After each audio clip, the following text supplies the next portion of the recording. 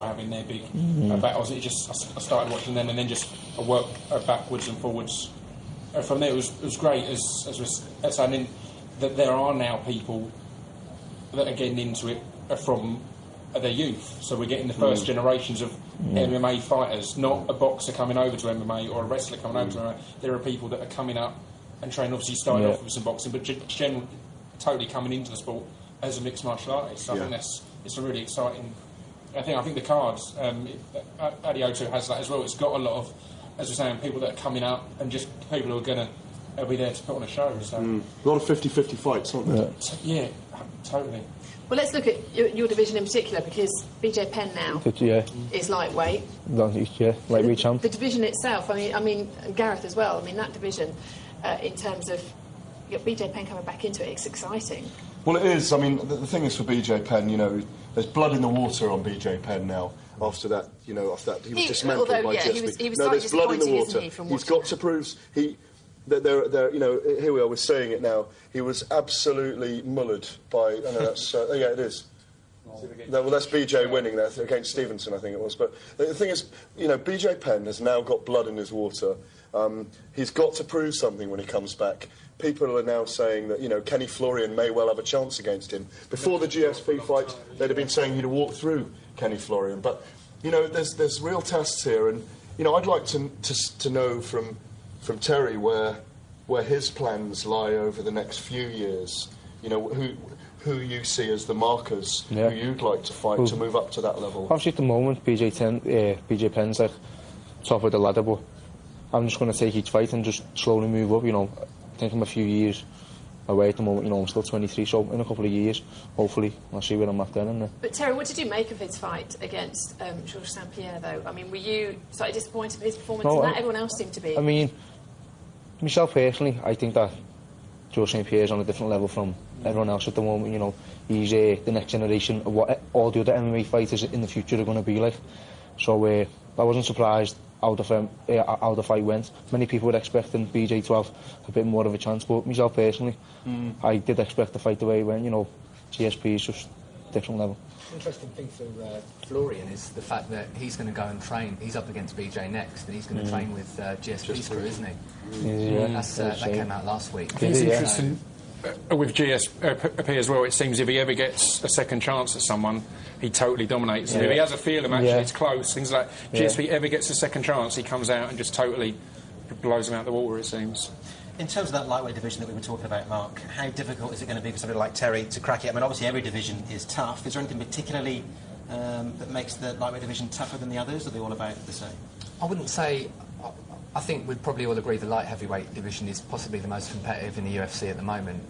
But in terms of the lightweight division, I think a good fight for Terry to aim for, perhaps someone, don't know how you'd feel about this, perhaps someone like Clay Guida. Very exciting fighter, a fan favourite, could definitely put you on the map. And he's coming off a good win as well against Diaz, isn't he, from last week as well? You could take BJ though, couldn't you? Let's see that one next. In the future. Maybe one day. You just accused me of listening to Dolly Parton. Right, let's... It wasn't an accusation, I love a bit of Dolly Parton. Says it all. Right, if you'd like to see Terry win at the O2 next weekend, because we know he's going to, we've got a chance for you tonight to win a pair of tickets to the UFC 95 at the London O2 Arena. No pressure now, Terry. If you want to be there, you'll need to answer this question.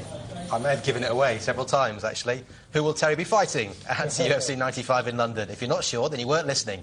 There have been a few clues already, of course. Email us your answers at the usual address, views@setanta.com, or you can text us on 60300. You'll be charged at your normal network rates. We'll announce the winner at the end of the show with a bit of luck.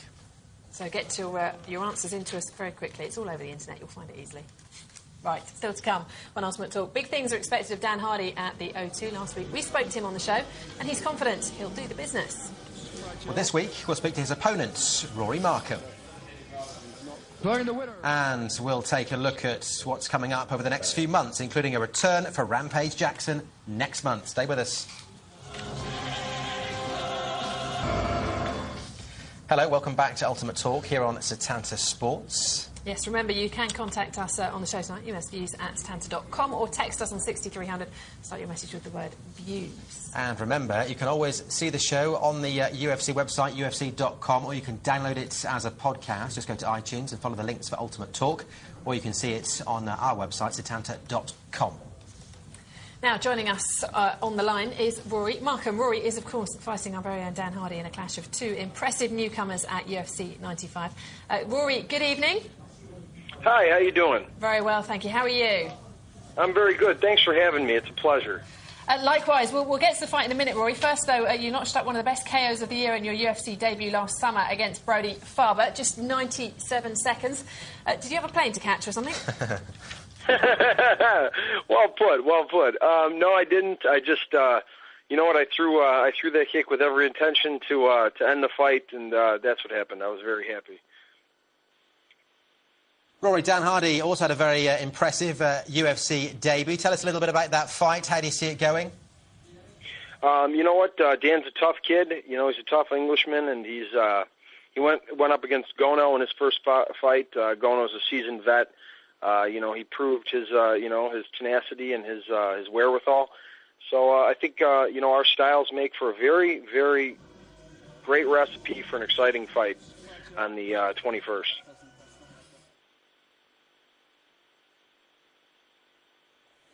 Rory, just have to ask you, you've been quoted as saying Dan Hardy's a good fighter, but he hasn't got any power in his strikes. What are you basing this on? You know, it's just based on his record. You know, he definitely hasn't fought the caliber of opponents that I have, and that's just, you know, that's just on paper. Everything changes once you step in the octagon. You know, more than anything, you know, we're going to have two very, very good competitors going at each other. I certainly have done the work, done my homework, and you know, I'll be ready for the 21st. So all I can ask is that he does the same, so we can put on a good show for the fans. Rory, I was walking into work the other day. There's a massive billboard just down the road with Dan's face on it. It's about 10, 15 feet tall. He's going to have massive home support at the O2 Arena. Will that spur you on, or do you think that'll be tough to take? You know what? You know, I've had a lot of experience with that in the IFL. We had gone into other hometowns and had to go ahead and beat some of their teams, and you know, it's nothing new to me. I'm you know, I've been in the sport and on a major level for a long time, so this is just something that you know, I could take in stride and get my job done. Can I just clear something up with you, Rory? I understand when you were 16, you entered a karate tournament and you fought grown men, bare knuckles, and you knocked out two of said grown men to win the whole thing. Is this true, or is this an urban myth? No, that's absolutely true. What's it called? I had gone to this tournament at 16 years old, and I was 168 pounds, and you know, they didn't have a weight category for me in the younger bracket where I was supposed to be in under 18. So they put me in with the adults, and yeah, it was full on. You know, no padding at all, not anything, not even a mouthpiece. And I went on, and I remember facing this guy. He was big and muscular and balding, and his wife was there. He had two kids, and I just remember knocking him out with a shin to the face. And it was just, you know, at the end of the tournament, when they found out my age, they had trouble giving me the trophy. I was like, hey, man, what's mine is mine. Well, it sounds pretty brutal. Apologies for that, by the way, your tea time viewers. But, Rory, thank you very much for sharing the story with us. Just a little word on London. We're looking forward to seeing you greatly, of course. What happens for you now between now and then in terms of preparing for the fight? Is it rest-up time or 100% training from here on in? You know what? Up until Saturday, it's going to be 110%. I'm going to see what I'm made of. I just got done. I was downstairs for 3 hours this morning. I live above the gym when I train. And, you know, I just gotten done with some pretty brutal workouts. Tomorrow's going to be the most intense day of my camp, and then Saturday will be another intense day, and then just taper it down and, you know, get the weight off from there on out, you know, adjust to the time change. OK, Rory, well, best of luck. We'll see you this side of the ocean, of course, when you get over here. Thank you very much for your time tonight. Thank you very much, and I appreciate being on. I hope to make many international fans, many fans of Englishmen. I hope to put on a great fight, and I appreciate you guys having me. Great, thank you very much, Rory. Thanks. I know you won't be going in to do that interview next week. No, I'm not going anywhere near him. I was about to say, loving your work. I think you're brilliant, Rory. You're my absolute favourite. Sounds a bit brutal, that. Let's take a look now at how the next few months pan out in UFC. Next week, as we know, UFC 95 at the O2 in London. UFC 96 is in Ohio on March the 7th, where the headline fight sees Rampage Jackson meet Keith Jardine. And then there's a fight night on April the 1st before 97, which heads back to Montreal in Canada. Anderson Silva, the big draw there, of course. Let's have a look at the headline fights in London then. Joe Stevenson against Diego Sanchez. As we've heard, it's Dan Hardy against Rory Markham. Nate Marquardt takes on Wilson Gouveia.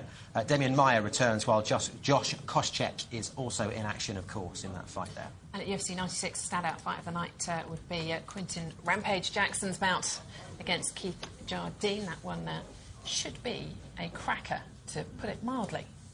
And at 97, Anderson Silva takes on Thales Leites in a middleweight contest, but there's sure to be as much interest in Chuck Liddell's fight against Maurizio Shogun Rua, of course. Now, guys, running out of time, but quickly, Mark, out of all that lot that we just went through at breakneck pace, what do you pick out as being something to look forward to, particularly this year? I think the one to look forward to out of that lot would be Rampage and Keith Jardine. It's going to be quite a good